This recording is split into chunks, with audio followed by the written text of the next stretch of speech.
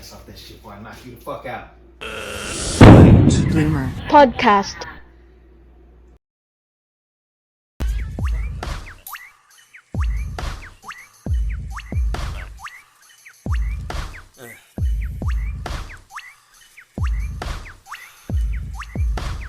Keeping it organic. These niggas can't stand it. Got them in a panic, going, damn it, what the hell we gon' do? They just too true, just too real, just too trill, and they still keep it organic. What's going on, everybody? This is Spooks McGee with the Late Bloomer Podcast. We're doing another episode today. Introducing the homie Coop. Daddy Coop. I'm not calling you daddy, nigga. Did you say Big Daddy Kane? Okay, it's Daddy Coop. I don't see why niggas have a problem. I'm not. Niggas be saying Big Daddy Kane, but I can't. Be Daddy Coop. So, we got the number one catfish on Instagram. Nigga be posting all them pictures and shit. Yo, shout out to Kodak for making this nigga look like a supermodel and shit.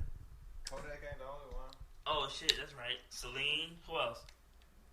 No, I got Kodak, Black Text, Linda Eugene. Black Text, Linda Eugene. Yeah, Linda Eugene did some good shit, too. Latasha Nicole. Hell yeah. Hell yeah. Mino from Okra. Oh, damn. Yeah. That's all I got on my shit right now. A lot of dope photographers out there, man. Doing good work. Yeah. Film me, nigga. I'm ugly as fuck. Film me, nigga. Give me some good shots. Anyway, today is October 7th. It is a hump day. Long ass day. I'm so fucking tired, man. I was sitting here waiting for this nigga to get ready. I passed the fuck out on the table. I'm so tired. Good God. You're tired, get paid, nigga. What you been up to, Coop? Shit, trying to maintain. Yeah, man. Trying to hold it in the road. I was just looking at that Get Payola album. It just hit a year old. Yeah, that was almost a month ago. It hit a year. That's crazy. Yeah. Time just went.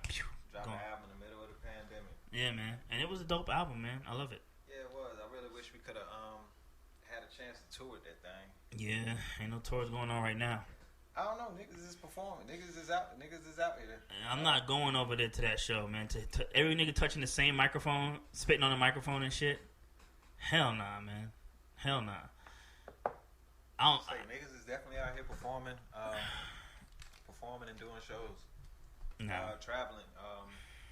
They definitely out here. Nah, I'm good on that, man. That's so crazy, man. Like, And it's been a minute since I performed. And after not performing for a long time, you realize, man, for what? What the fuck am I performing for? For the same 20 people that keep seeing me every day? Every 3 weeks, every time there's an event, it's the same 20 niggas. 20 when we was performing. Like, that shit was it was live. Yeah. Last time I performed was February last year in Baton Rouge. Marcel had brought us out. That was a pretty damn good show. That was his last shit in Baton Rouge, right? Yeah, I ain't touched the stage since. That was the last time that Marcel performed in Baton Rouge too, right? Nah. He performed there earlier this year for his farewell event. Mm-hmm. And you went to that? Hell no, I ain't been nowhere. I wish I could have been there though. Yeah. But yeah, man. Yeah. Well, we have the homie Coop here, and he's been doing music. He used to do music as J-Coop. And one of the first projects that I saw was a picture of him standing on the porch with some overalls. Yeah. Called Pimp Type Player. Yeah. Now, what is it with this pimp shit that y'all niggas in the South love so fucking much? I think it's beyond niggas in the South. I don't know, man. I was in New Jersey and I never heard. You know what? When I was from, a lot of people was talking about like kung fu movies and flicks and shit like that. But I really never see anybody like watching blaxploitation films, talking about pimping, talking about. You ain't been around no goddamn. You know what I'm talking about? You gotta be. You know, it's just. Because I know I really. It's a lot of niggas I know that from from the South that's not. They're not into blaxploitation. That was just some shit that I gravitated towards. Yeah. Like, and blaxploitation films are beyond the pimp shit. Yeah. But pimping was probably one of the bigger tropes for the main character. It's just some interesting shit. You know what I'm saying? Yeah. It's just like anything. It's it's just some interesting shit. It's just some different stories, some different lifestyles, some shit that you're not used to doing.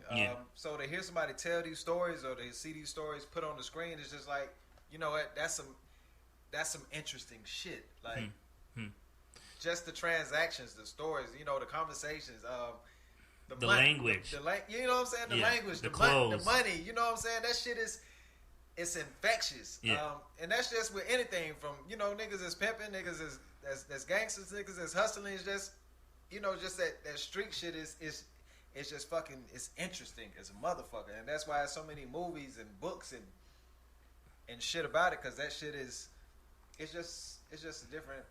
It's just different. The way I saw it, it was at one point the coolest thing to be, or one of the coolest. Well, things you gotta look at it like, what I'm saying, you a nigga with a big bankroll in your motherfucking pocket, surrounded by women, like, you know what I'm saying? This shit is. Yeah. You know what I mean? Yeah. That shit is that's some aspiring shit. Cut this shit out.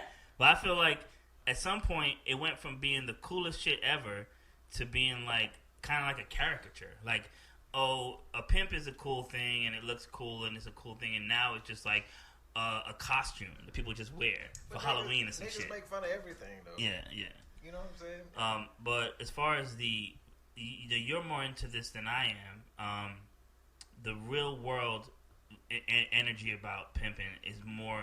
I heard someone say that Hustle and Flow was one of the most accurate depictions of a modern day pimp in Memphis. It's not glamorous like that. It's free. Nah, that shit ain't. Nah, of course, with anything, shit ain't. Even with being a rapper, it's just like, you see one thing, but you doing what you doing, being an artist, Yeah. This shit ain't always gonna be goddamn glamorous. Right. You know what I'm saying? Yeah. Like, nigga, this shit is hard. Yeah. Like, shit ain't always sweet.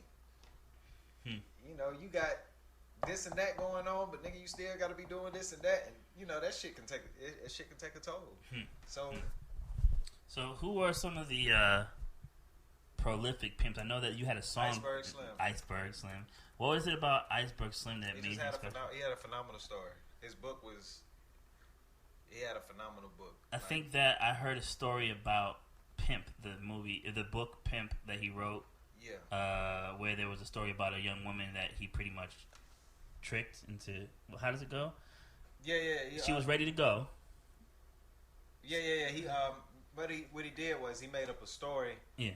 To keep her, basically to keep her around.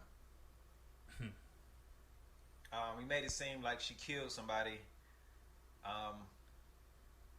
Which she really didn't, and he made it seem like he took care of the problem, and I guess that made her feel like I need to stick with this nigga.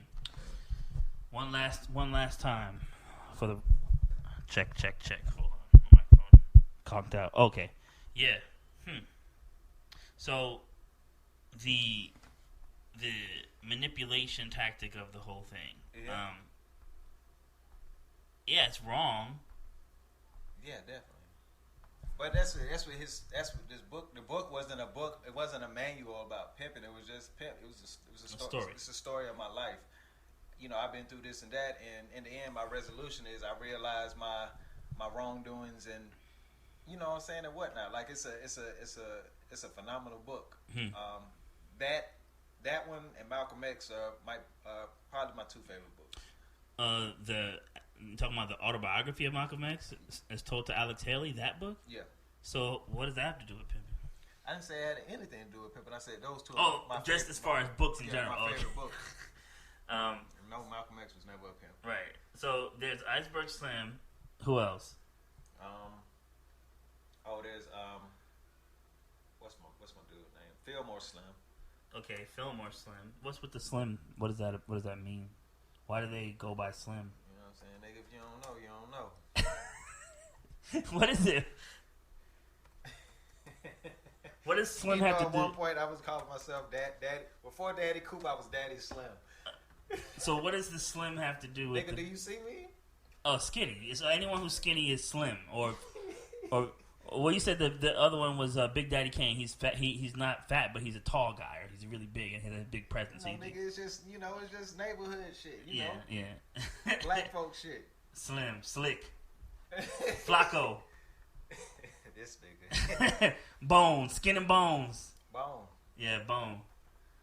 So people like as far as like the connection with pimping and like modern day like culture, it never really became too popular, and then Snoop Dogg adopted the whole pimp mentality and started doing the dress.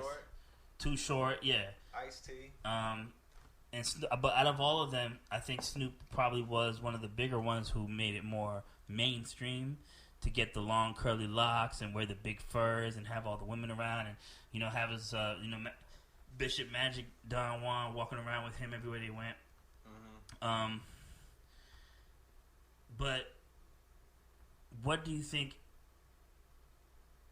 I mean, we know why people like it. They like it because it looks cool, it's interesting, you can make money, whatever. What do you think about the women that are involved in it? What you mean what I think? Are all of them just under some type of control where they just like, or do some of them choose to live this life and this is the way they want to live? I think most of them, all of them choose. Well, not all, but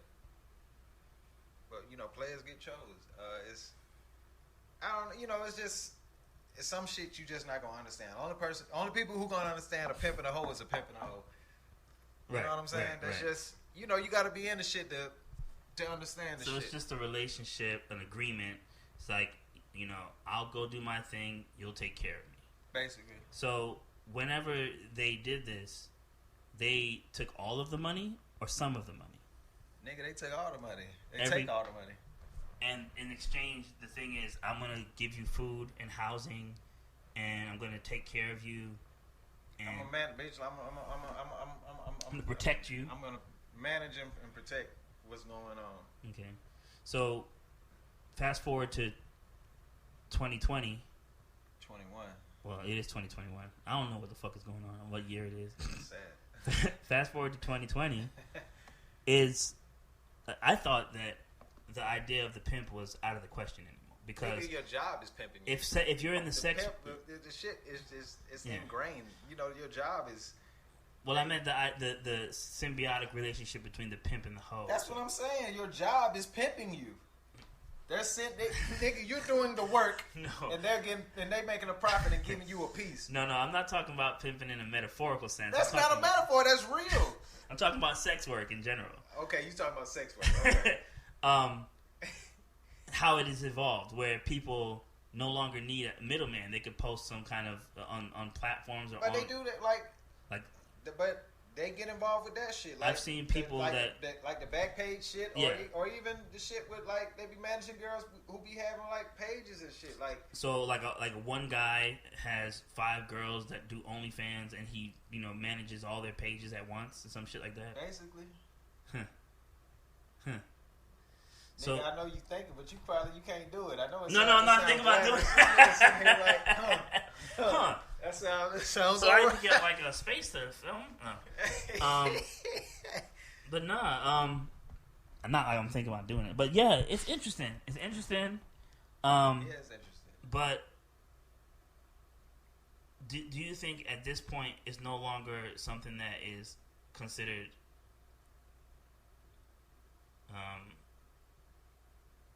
like it used to be a underworld occupation that was considered something that was somewhat favorable, but now at this point it's something that's nobody really cares for, nobody really admires anymore. What do you mean? Nobody cares for it? I mean, as far as criminal activity, the pimp he's still a figure that is present and prevalent in modern day sex work. Yeah. But he doesn't wear like a big hat and fur coat. Not all the time. It just, it just depends. Times change, style change. You know what I'm saying? Yeah. Some pimps wear a motherfucking suit and a tie. Like I say, your motherfucking the CEO of your job. Yeah. Nigga, it's just, you got one person controlling the shit, making the money. You got another motherfucker working. That's just.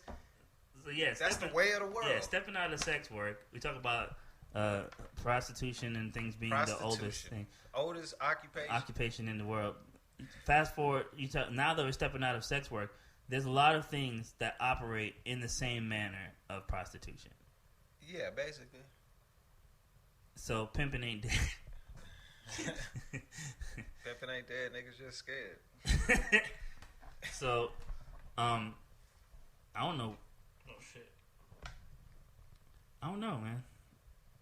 I wanted to talk about that because I was interested in that one particular thing, and I never heard you specifically talk about it. I gotta keep making sure that this thing is connected. I think it might just be that my headphones gotta shorten it. Yeah.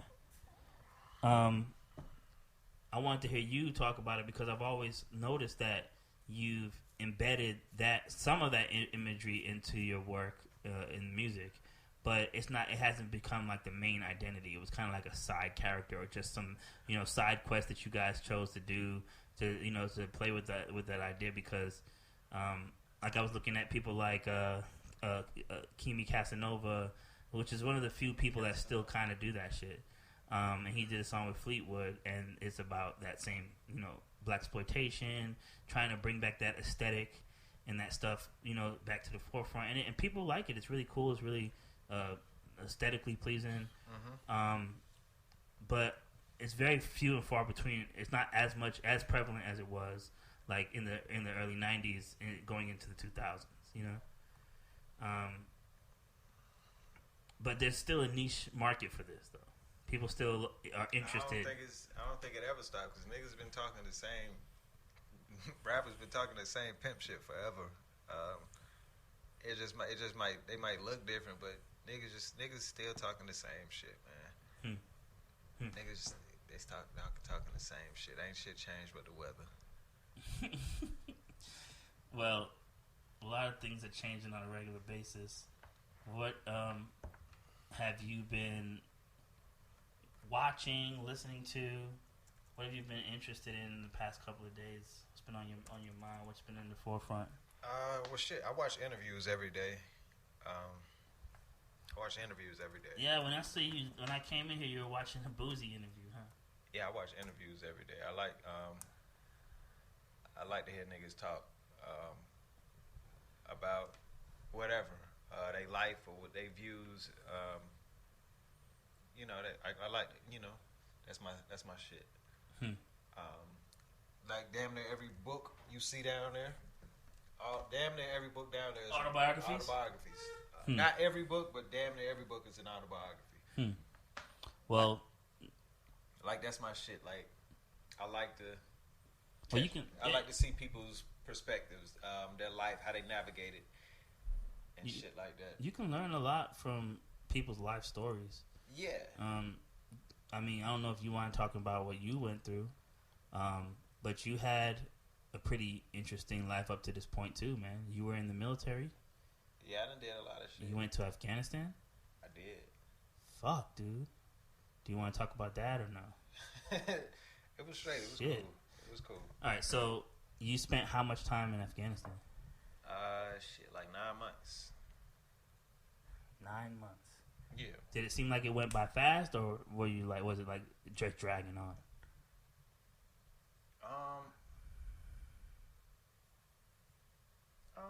time is time. You know, looking back at shit, you know, you feel like, well, damn, shit went by fast. I don't know, while I was over there, it was straight while I was over there. You know, I found a lot of ways to occupy my time. Like what? Getting high? I wish. Nah, I wasn't getting high or drinking while I was. I think I drank one time when I was overseas, but that was after we left Afghanistan. I was like in Kyrgyzstan or some shit. I think I may have had some little taste when I was in Afghanistan. How old were you when you were out there? Shit, it's probably about I was like 25. So when you joined the military, you didn't think that 9/11 would happen. That shit like came out of nowhere. Nigga, what? I wasn't in the military when 9/11 happened. Oh, nigga. Oh shit, you were in high school. Yeah. The fuck? So you voluntarily joined the military knowing that we were in a war in Afghanistan? Yeah, I volunteered. But you didn't know you were going to be put on deployed. I volunteered for the deployment. Damn, bro. I wanted to go. Damn. My life was, I wouldn't say it was in shambles, but I needed fucking money. Like, I went to basic training and, you know, I found out the unit was going overseas while I was in AIT. Yeah. I was like, shit, nigga, sign me up. I'm ready to go. Okay. So when I got home from AIT in like August, September, and shit, I was headed out to Afghanistan in February the next year. So you trained August, September, October, November. Damn. Like 4 or 5 months? Yeah, something like that. And you were ready to go? Yeah. So what was your position when you were out there? You were just like guarding locations? I was an engineer. I was a power generator mechanic. Oh, dope. Yeah. So any crazy shit happened, or it was just kind of like... Nigga, you want to ask me if I killed somebody? Nigga. That's usually people's questions. Nah, I don't care about that. Nah.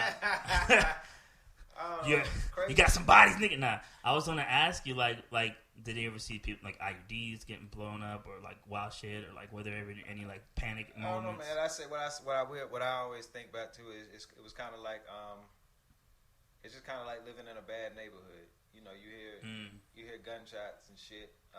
You know, stuff over there. You hearing bombs and whatnot, but you know, at first it might shake you up a little bit, like what the fuck, but yeah. You know, eventually you just get used to it. It's just like, you know, whatever.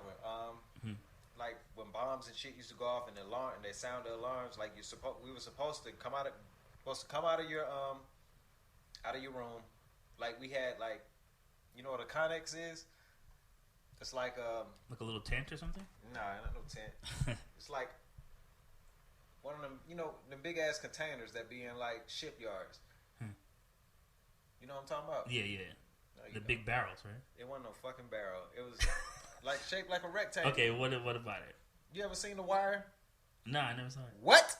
This is called the Late Bloomer Podcast, nigga. There's like 10 things I have to watch that I haven't seen. Never seen The Wire. Nigga, I never saw The Wire. Look up a shipyard. Okay, got the computer right. Shipyard? Or look up Connex. Okay, Connex. Okay. So what was the point of you telling me about it? What happened with the Connex? Saying that's what we stayed in. We were staying in Connexes. You were staying in a shipping container? You were living in a shipping container? Yeah, something like that. Yeah, something like that. Let me tell you something. Someone that I know that was really interested in doing this, cutting it it looked like those. into a little house. Yeah. Yeah. But she actually wanted to live in a shipping crate house that was a combination of a bunch of different ones of these attached to each other. That's how there were different rooms and shit. But you guys just had the one. Yeah. And it had a door on it. Yeah. So there was no like air or anything. It was hot as fuck in there. Nah, we had AC in that bitch. Oh shit. Okay, so a shipping container. So what were you saying about the shipping container? What? You know what I'm saying? That's what we stayed in. Like, you know, you be in your Connex. You know, I might be in there playing video games or watching movies and shit. Alarm goes off. Yeah. You're supposed to leave your room, but after a while, it was just like, I'm not going out there. You know, I turn my lights off, lock my door, and I sit in that bitch and continue doing what I was doing. Or, you know, it'd especially be great, like, you know, we wake up in the morning, got to get up and go to work and shit, but you hit an alarm, it's like, you know, nigga, I'm about to sleep in.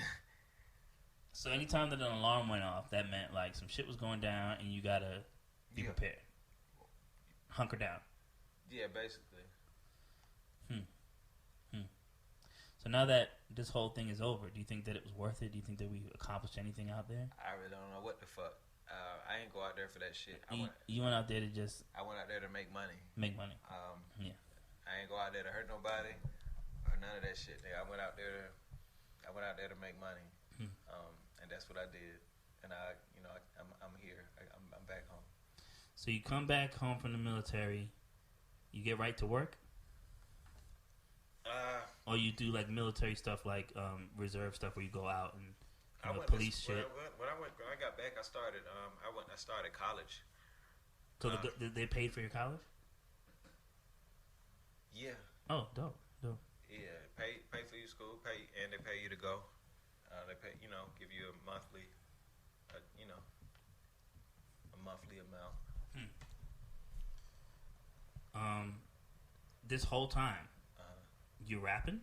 I had stopped rapping. Like I had put out Pimp Type Player. Like right before I left for basic training, and I was just like, I ain't doing music no more. I was just like, fuck it. I'm just gonna focus on this shit, or focus on whatever, and just get my shit together. But I got back, and I was fucking with I was living in South Carolina, but I was still, I was working with I was sending Truth beats, beats and shit I was coming across. Yeah. Sending Truth beats, and I was coming back and forth to Atlanta. Sometimes to just watch. I was setting up shows for Bib and Truth. And I was driving to Atlanta just to see them niggas perform, and through the midst of that, we started working on that Losers Win Again album. Yeah, and that's when I started back fucking with the music. And we made that album. I ended up moving back to Atlanta. I stayed in South Carolina like 6 months. Ended up moving back to Atlanta.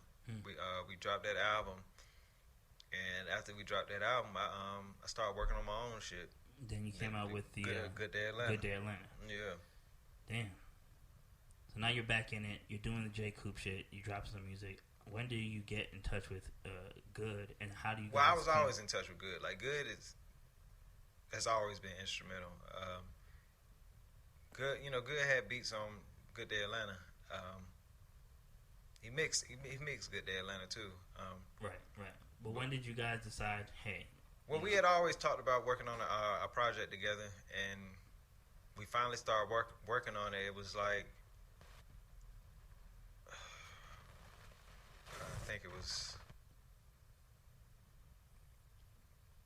it the end of 2015? I think we started working on it. Or was it?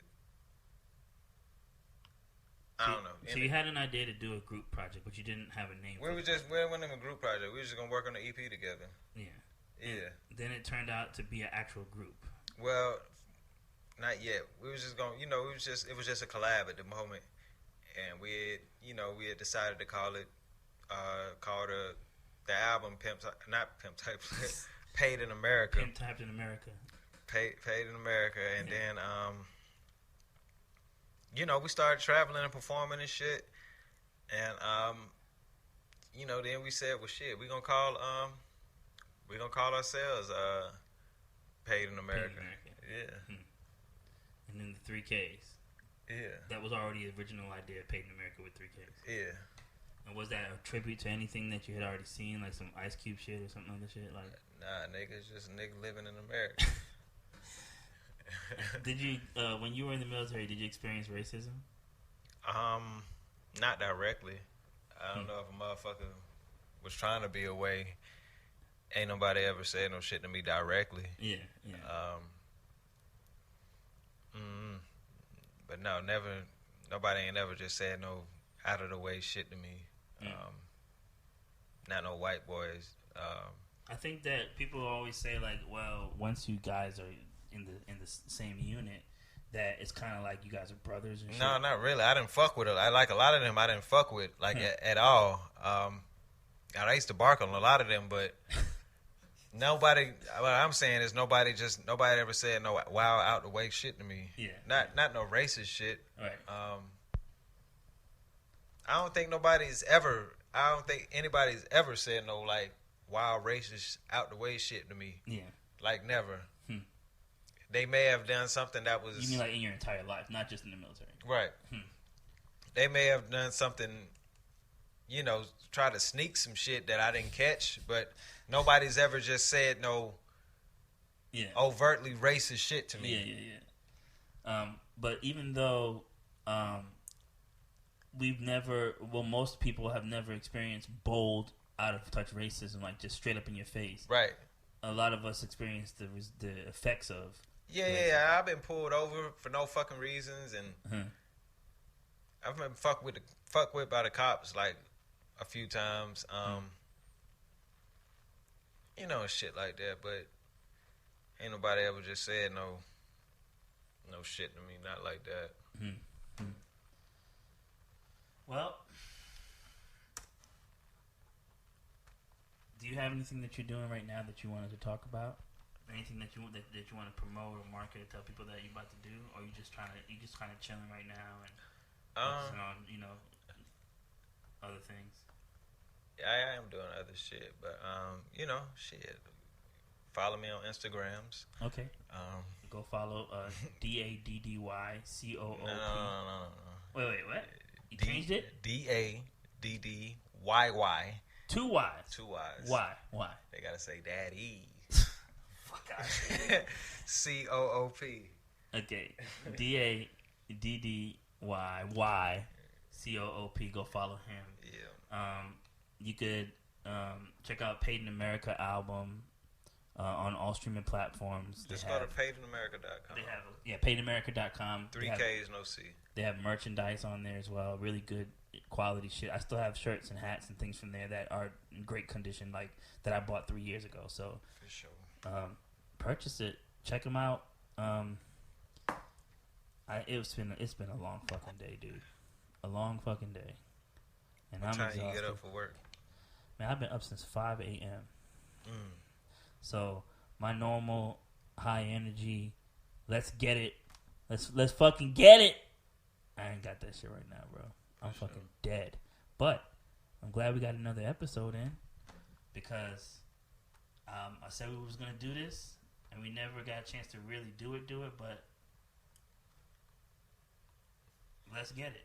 Yo, thank you for coming, bro. For sure.